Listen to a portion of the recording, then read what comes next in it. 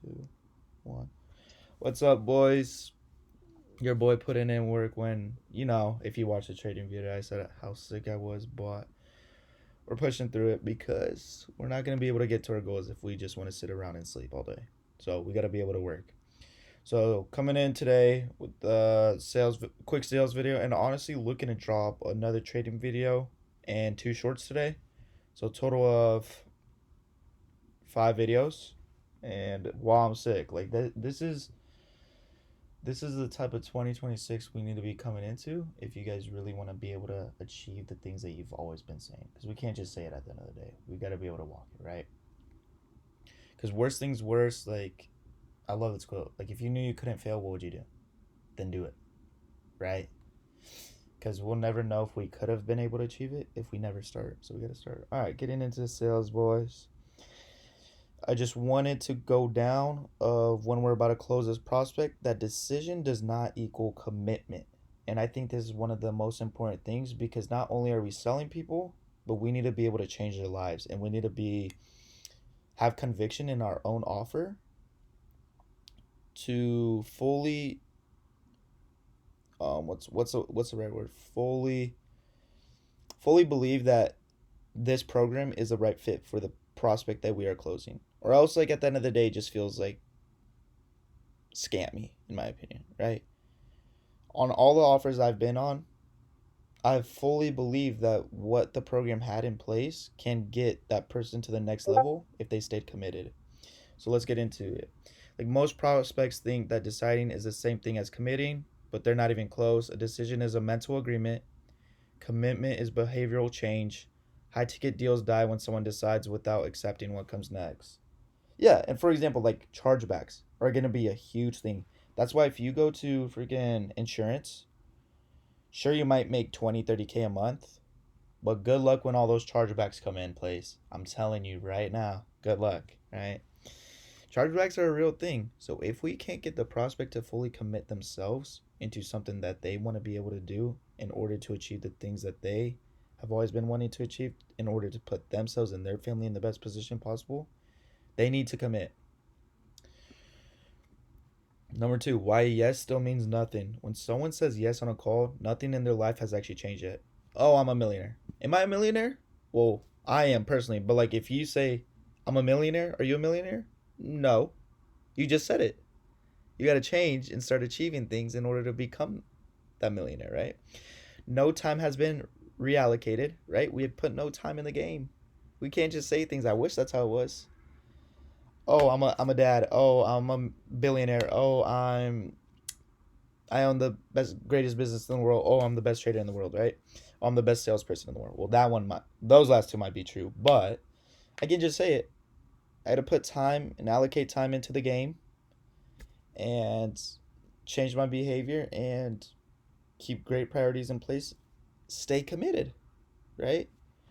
No habits have shifted until behavior changes. The yes is just emotional alignment, right? Have you guys ever had those calls where, like, yeah, they're agreeing with you?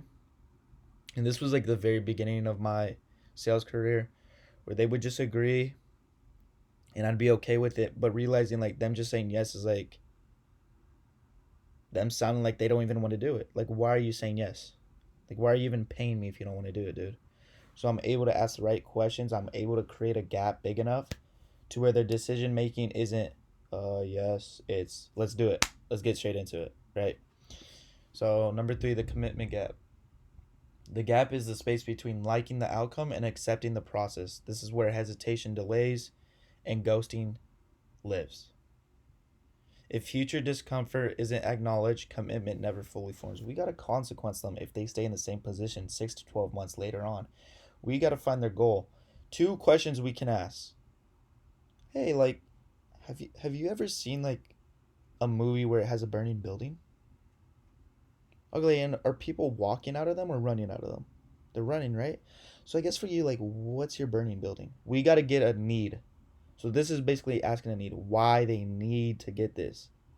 Oh, I need to get this to put food on the table for my kids. If I'm not able to do this, my wife will leave me. If I'm not able to do this, I won't be able to pay for my mortgage and I'll be homeless. We need to be able to get their needs, and then for their wants, their future, goal setting, we can go like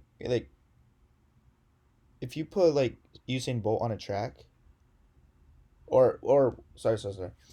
Like if you put Usain Bolt on a high school track versus Olympic track, where's he gonna run faster? Olympic, right? Just because. Oh, oh, frig, I'm not. Like how much greater of a feeling it would be to accomplish, right? So I guess for you, what's your Olympic track? What is that accomplishment that you want to be able to hit? The achievement that you want to be able to hit, that you want to, that you've always been wanting your whole life. And those are the two things we need to be able to do, and then we can consequence them. Like say they answer that, we go like, okay, like we found your why, we found your golden side. There's always two sides to a coin, man. So I guess like for you, what happens if we're not able to do this? And you always ask them what they want to do, and then you always get them to buy in by saying like, what would that personally do for you? Right? We need to always go personally because they're gonna start saying, oh, I want to be able to feed my kids. I want to be able to do this for my parents. I want to be able to travel. I want to be able to provide for my girlfriend, whatever. Like, how would you personally feel? Give me personal feelings. I don't care about your girlfriend, dude. I don't care about your parents. What do you want to do? All right. Number 4. Why high ticket deals stall? High ticket offers require consistency before confidence. Most people want confidence first. When they realize the work comes before certainty, momentum slows or stops completely. Dude, I've been in so many programs. I've invested over 5 figures in everything I've done. I've tried 8 different like six different like business models. I've invested in every single business model except trading. So I've done 7, but like 6 like I've invested in. There's always that kid that invests and then the next week you just never hear about them. Never. It's just like where did your money go, bro? Where did your work ethic go? Where did your commitment go? Where did your confidence go?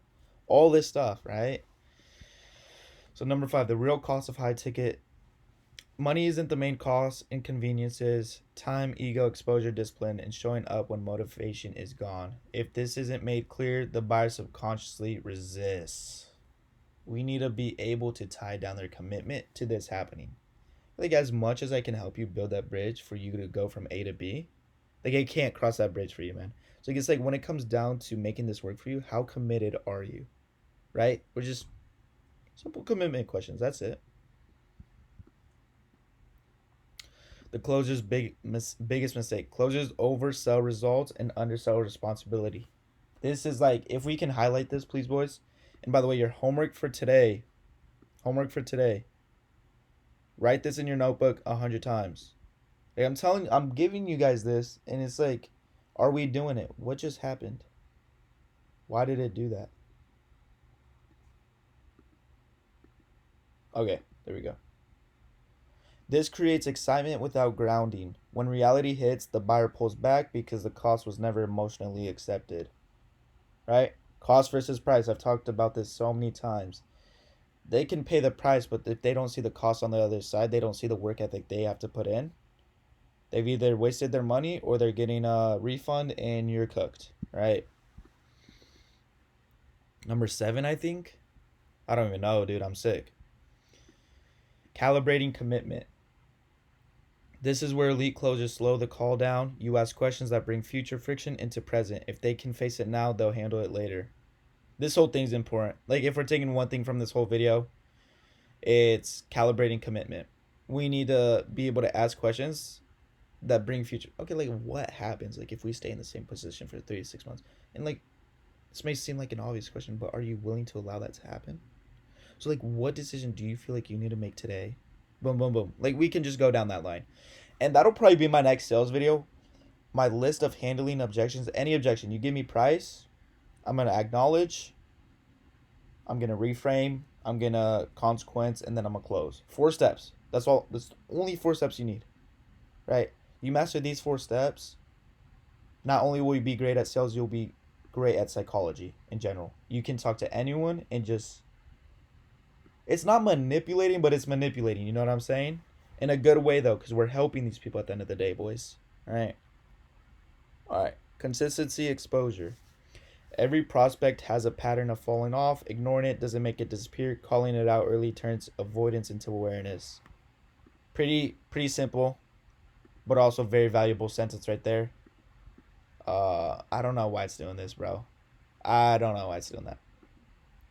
Finna, me and Myro Board's CEO will be having a talk later about this, but yeah, just ignore that, boys. Accountability anchor. Oh my gosh, I feel so boring right now, boys. I promise you I'm not this boring. It's just my throat is literally throating right now. It freaking hurts, but we're going to get through it, all right? Accountability anchor. Commitment strengthens when consequences become real. We're highlighting this, and you guys are writing this down 100 times today as well for your homework. If no one notices when they quit, quitting feels safe. That's like not even only sales, but we're going to highlight this as well because this is just truth. For example, you guys, if no one notices when you quit, quitting is going to feel safe and comfortable. But who grows in their comfort zone? No one. Where do we grow? Uncomfortable situations. High ticket success requires accountability that actually matters. 100%. The real close. The decision isn't whether the offer works. Of course it works. That's why you're selling on it. You better have conviction of your own offer. But the decision is whether they're willing to stay when it's uncomfortable. Once that's answered, the close becomes obvious. 100%. Because number one, feeling conviction of our program is one thing, and being able to sell is another thing. But also bringing in great testimonials into your offer to where it grows in case you're going to stay on that offer for a year or 2 years. Right? If we're able to have full conviction and get these prospects to commit when things get uncomfortable and they get through and they become another successful client of ours, we're going to grow our brand. We're going to grow the people we sell for. Not only is your revenue going to go up, your cash collected going to go up, but your sales experience is going to go up because you're bringing in more people. It's a no-brainer, dude. All right. For this, we'll go purple. High ticket deals don't fail because the offer isn't good. They fail because the buyer hasn't committed to the process, only the outcome. Commitment means accepting friction, inconvenience, and accountability before results show up. As a closer, your job isn't just to sell the result, it's to surface the cost. 100%. Calibrate the commitment and make the decision about staying through discomfort obvious. Once they accept that the close isn't pushy, it's inevitable. Another thing, like I've been closed 6 times before, right? The 6 times I've invested, and more so like the last 3 or so, I was just like, look, man, I know what it's about. Just give me price. I'm ready to buy, right? Where was I going with this? Buyers and commit to the process. Only that commitment means accepting friction, counting before results show up. You're not gonna have results the first day you show up. It's gonna feel crazy. It's gonna feel, you're gonna get a dopamine rush. The next week you're not gonna be as motivated. You're gonna have to show up for the results to show up. That's all I wanted to say, and we just gotta be able to let the prospects know. Oh, this is where I was going with it. Every time I've actually been closed, the setters and the closers do a great job of feeling like they only accept people who are gonna work hard. So it made me get on that call with a different mindset. They shifted my mindset to be that kid that always wants to work hard, answer the questions how they want to answer. And it just shifted my whole mindset. So if we're able to get our prospect to think that we have to commit not only ourselves, but commit every single day to work hard, I promise you it'll close them every single time. But that is it, boys. God bless you guys. And just thank Jesus Christ for waking you guys up to be able to learn more knowledge. I'm serious, guys. Like, I don't want to get too deep about it, but if you guys are going through anything at all, reach out. Reach out to Jesus Christ, God. Put your problems on Him, and He'll give you peace. But I'll catch you guys later.